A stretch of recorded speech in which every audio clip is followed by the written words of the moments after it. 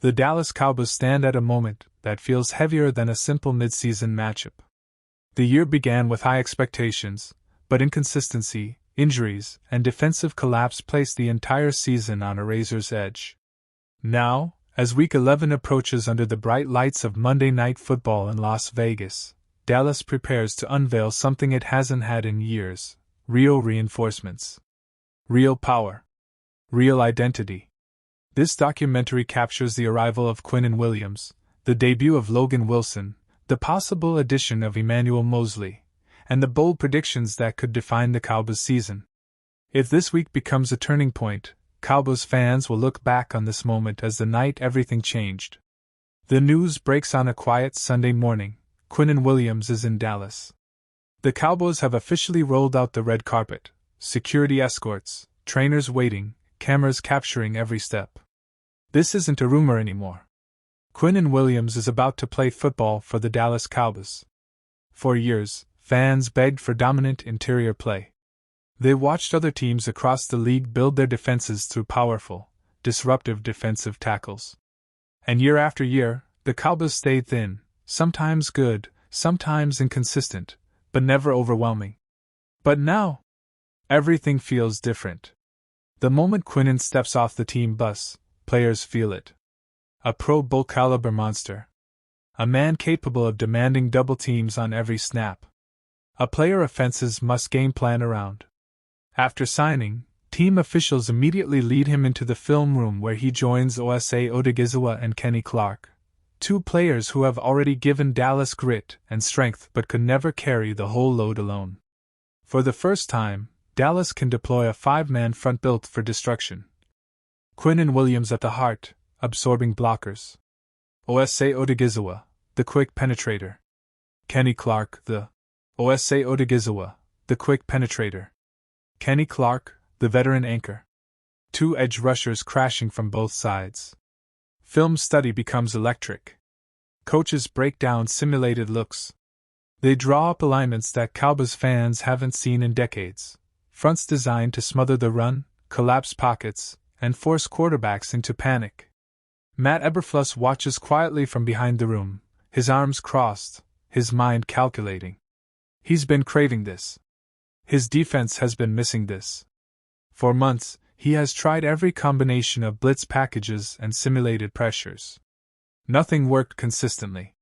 But now, he has the wall he always wanted. As practice begins, the noise changes. Pads pop louder. Footsteps hit harder. Osa feeds off Quinnen's energy. Clark brings leadership to every drill. The linebackers suddenly feel protected. The safeties notice cleaner passing lanes behind them. This isn't a splash signing. It's a shift in identity. Dallas has built a trench monster, something the fanbase has dreamed of for years. While Quinnen Williams brings power, Logan Wilson brings intelligence, steadiness, and leadership.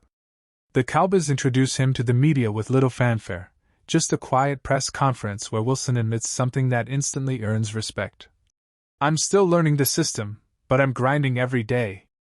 Logan Wilson is not a highlight-chasing linebacker. He is a general. A tactician. One of the best second-level processors in the league. For years in Cincinnati, he posted over 100 tackles every season not because he was faster than everyone else, but because he understood everything happening in front of him. Now Dallas needs that more than ever. In the linebacker meeting room, young players lean forward as Wilson breaks down film. He explains angles.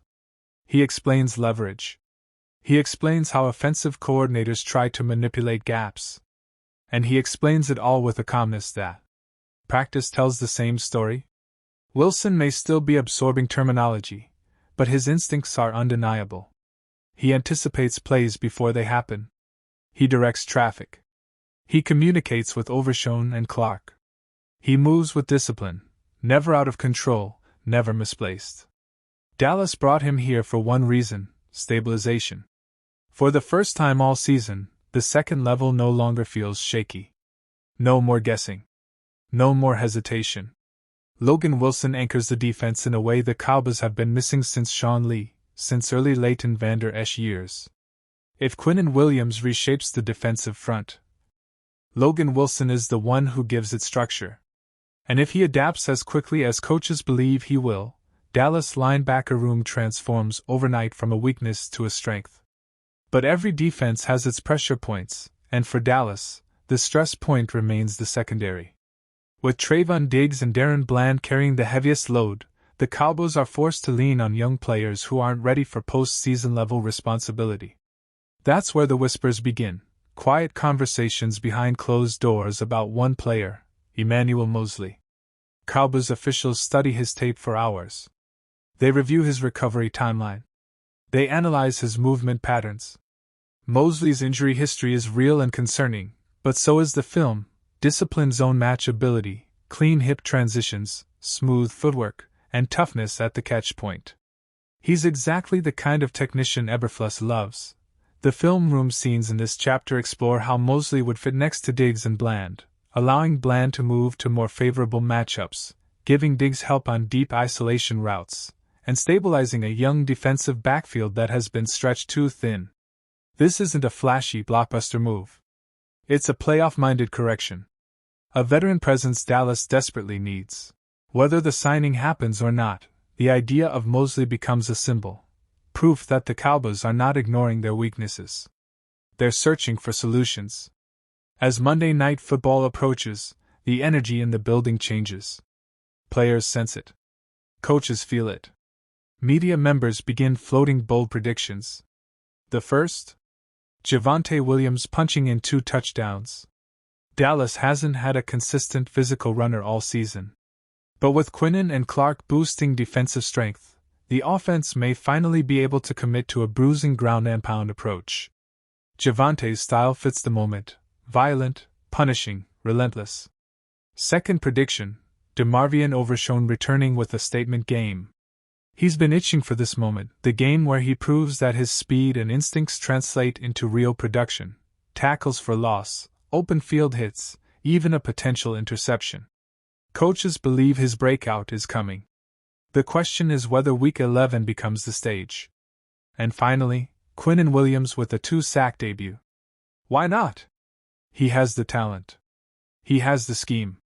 And Las Vegas' offensive line has weaknesses that Dallas knows how to attack. If Quinnen introduces himself to Cowboys Nation with a dominant performance, this team might walk out of Vegas with a season-saving victory. As the documentary nears its end, one final sequence poses the questions every Cowboys fan is thinking. Can the trio of Quinnen Williams, Osa Odigizua, and Kenny Clark flip this defense overnight? How quickly will Logan Wilson rise into leadership within this scheme? Would Emmanuel Moseley be the calm, disciplined veteran this secondary desperately needs? And which bold prediction is most likely to come true on Monday night: Overshown's splash plays, Javonte's touchdowns, or Quinnen's sack party?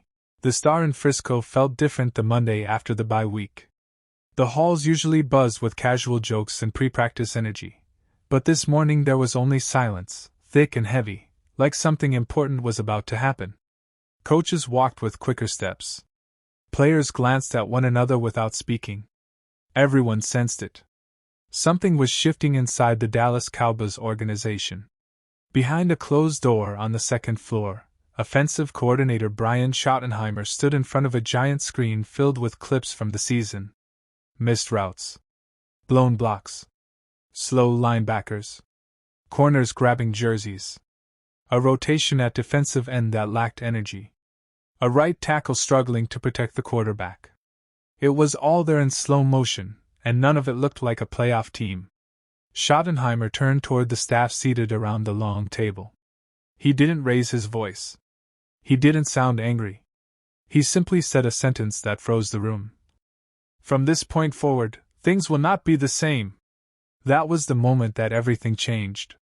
Not later in practice. Not during the next game. Right there, in that room.